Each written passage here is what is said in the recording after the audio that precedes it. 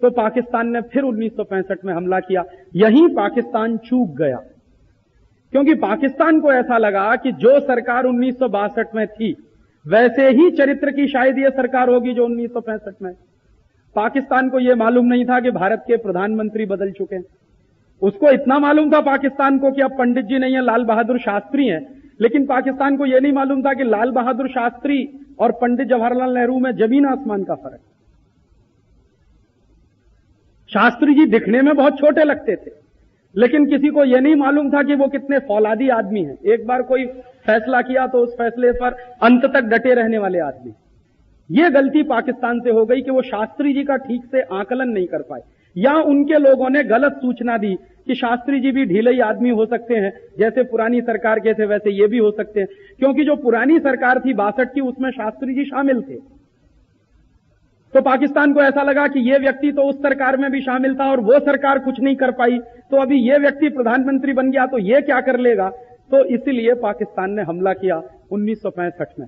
लेकिन पाकिस्तान को यह नहीं मालूम था कि शास्त्री जी ने प्रधानमंत्री बनते ही सारी नीतियां बदल दी थी। शास्त्री जी ने प्रधानमंत्री बनते ही जो सबसे पहला महत्वपूर्ण फैसला किया था कि रक्षा का जो बजट कम किया गया था पुराने समय में पिछली सरकारों के द्वारा, उसको उन्होंने और बढ़ाया। और रक्षा सेवा का बजट ही नहीं बढ़ाया, बल्कि हिंदुस्तान में जो उत्पादन केंद्र थे रक्षा सामग्री बनाने वाले जो बंद हो गए थे उनको चालू कराया। और शास्त्री जी ने एक बार अपनी नीतियों का खुलासा किया था इस तरह से। एक बार किसी ने उनसे पूछ लिया था तो उन्होंने उसके बारे में बहुत लंबा जवाब दिया था कि पाकिस्तान हमारा दोस्त कभी हो नहीं सकता। क्यों?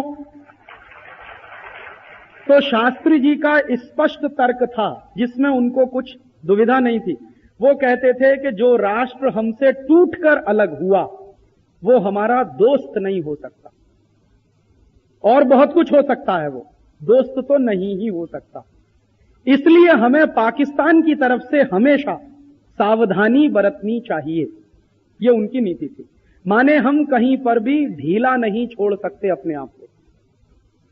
तो उन्होंने सेना में कसावट लाई, सेना का खर्च बढ़ाया, रक्षा सामग्री बनाने वाले उत्पादन केंद्रों को फिर से शुरू कराया, सेना में नई भर्ती शुरू कराई। और ये सब करते हुए उन्होंने एक काम और भी किया कि सेना में काम करने वाला जो जवान है वो हिंदुस्तान का एक बहुत महत्वपूर्ण हिस्सा है और बहुत प्रतिष्ठित व्यक्ति है। ये हिंदुस्तान के लोगों को उन्होंने समझाया। अक्सर आप उनके भाषण सुने जो आज भी लिखे हुए उपलब्ध हैं, छपे हुए उपलब्ध हैं, तो उनके भाषण में एक बात तो हर जगह आएगी कि देखो देश की सीमा को सुरक्षा करने वाले जो लोग हैं वो बहुत महत्वपूर्ण हैं। किसानों की बात एक बार आती थी, एक बार जवानों की बात आती थी कि देश के अंदर उत्पादन करने वाले बहुत महत्वपूर्ण हैं और देश की सीमा की रक्षा करने वाले बहुत महत्वपूर्ण। उनके किसी भी भाषण को सुने, कहीं का भी पब्लिक स्पीच हो, ये दो बातें हर भाषण में मिलेंगी। इसका माने इन दो बातों पर विशेष जोर था उनका कि देश के अंदर जो उत्पादन करने वाला आदमी है, जो किसान है, उसकी तकलीफ और सीमा की रक्षा करने वाला जो जवान है उसकी तकलीफ, दोनों तकलीफों को वो मानते थे कि ये जल्दी से जल्दी दूर होनी चाहिए। तो इसलिए उन्होंने जो नीतियां अपनाई वो 1962 की सरकार की नीतियों से बिल्कुल फर्क थी। रक्षा खर्च बढ़ाना, उत्पादन केंद्रों को फिर से शुरू कराना, नई भर्ती कराना, नौजवानों में जोश भरना। और कई बार वो अनौपचारिक बातचीत में ये कहते भी थे, जैसे कई बार क्या होता था कि रक्षा सेना के जो अध्यक्ष होते हैं, जैसे थल सेना अध्यक्ष, वायुसेना अध्यक्ष या जल सेना अध्यक्ष या नौसेना अध्यक्ष, वो कभी कभी मिला करते थे शास्त्री जी को। तो शास्त्री जी उनको इशारे से कहते थे कि देखो कभी कोई तकलीफ हो और इमरजेंसी की हालत हो तो मेरे आदेश की प्रतीक्षा मत करना। माने इस उम्मीद में मत बैठे रहना कि भारत का प्रधानमंत्री कब ऑर्डर देगा तब हम पहला बम चलाएंगे। कभी आपको लगे कि ऐसी इमरजेंसी आ गई है तो प्रधानमंत्री हमेशा आपके पीछे खड़ा है, आप अपना फैसला करना और आपके हर फैसले में मैं आपके साथ हूं। तो इस तरह की बातें जब कई बार उन्होंने कही थी सेनाओं के अधिकारियों से, तो सेना के अधिकारी तो होशियार तो होते ही हैं, वो समझ गए कि इनका तो पूरा पाठिंबा है हमको, इनका तो पूरा समर्थन है, इसलिए अभी कोई डरने की बात नहीं है। जो 1962 में सेना के अधिकारियों को डर लगता था, तकलीफ होती थी कि छोटे से छोटा फैसला करने के लिए रक्षा मंत्री से पूछो, प्रधानमंत्री से पूछो। वो उनको अंदाजा लग गया कि अभी का जो प्रधानमंत्री है वो फर्क आदमी। तो इस तरह के इशारे कई बार मिल चुके थे सैनिकों को। तो सेनाओं की अपनी पूरी तैयारी थी 1965 में। सेनाओं की तैयारी थी, सेनाओं की जो सप्लाई लाइन थी उसकी पूरी तैयारी थी। सैनिकों में जोश भी बहुत ज्यादा था। प्रधानमंत्री खुद भी उनको जोश दिलाने का काम करते थे।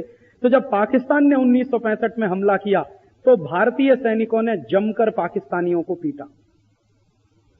और ऐसा लगा एक बार तो कि 1962 की जो खुन्नस है वो भारतीय सैनिकों ने 1965 में निकाली। क्योंकि मन में ग्लानि तो होती ही है कि हम पिट गए थे 1962। तो वो जो मन की ग्लानि थी 1962 के युद्ध की चीन के विरुद्ध, वो उन्होंने पूरी दूर की जब 65 में पाकिस्तान के खिलाफ लड़ाई हुई। और भारतीय सैनिकों ने इस जबरदस्त तरीके से हमला किया कि पाकिस्तानी सेनाओं ने घुटने टेकना शुरू किया और पीछे लौटना शुरू किया। और भारतीय सैनिकों ने पीछे धकेलते धकेलते धकेलते धकेलते लाहौर तक का इलाका अपने कब्जे में ले लिया। अगर आप हिंदुस्तान का नक्शा देखें या थोड़ी देर के लिए 1 मिनट हिंदुस्तान के नक्शे की कल्पना करें तो पंजाब के नीचे पूरा जो मैदानी इलाका है वो लाहौर तक का, वो पूरा हमारे कब्जे में आया। और पहाड़ी इलाके की कल्पना करें नक्शे में जम्मू कश्मीर का, तो जो पहाड़ी इलाका है वहां पर जो मैंने आपको बताया कि पाक ऑक्युपाइड कश्मीर के 3 डिवीजन है, गिलगित, स्कार्दू और हुंजा, तो पूरा का पूरा गिलगित डिवीजन भी हमारे कब्जे में आ गया। माने सेनाओं को सफलता सिर्फ मैदान के ही इलाके में नहीं, पहाड़ी इलाके में भी मिली 1965 की लड़ाई। तो गिलगित तक का पूरा इलाका भारत के कब्जे में आया, लाहौर तक का इलाका पूरा भारत के कब्जे में आया। लड़ाई जरूर लंबी चली, लगभग 2.5-3 महीने वो लड़ाई भी चली उसमें, लेकिन हिंदुस्तान के सैनिकों ने बहुत बुरी तरह से पाकिस्तान को पीट लिया।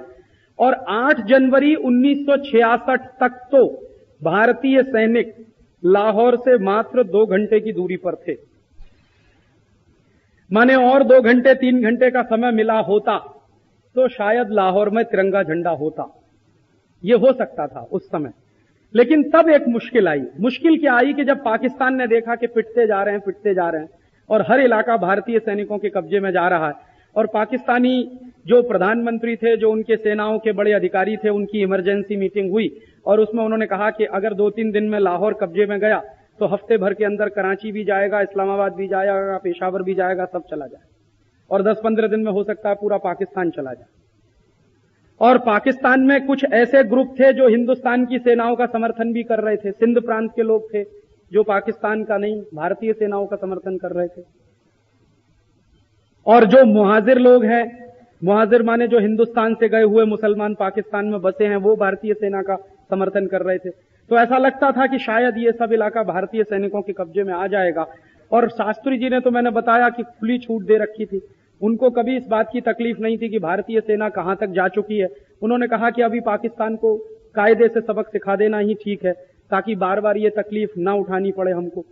तो उनका भी पूरा पाठिंबा था, शास्त्री जी का, कैबिनेट का पूरा पाठिंबा था। सेनाओं का उत्साह बहुत बढ़ा हुआ था उस समय, और भारतीय सैनिकों की तैयारी भी जबरदस्त थी। वो सब होते हुए हमने वो किया।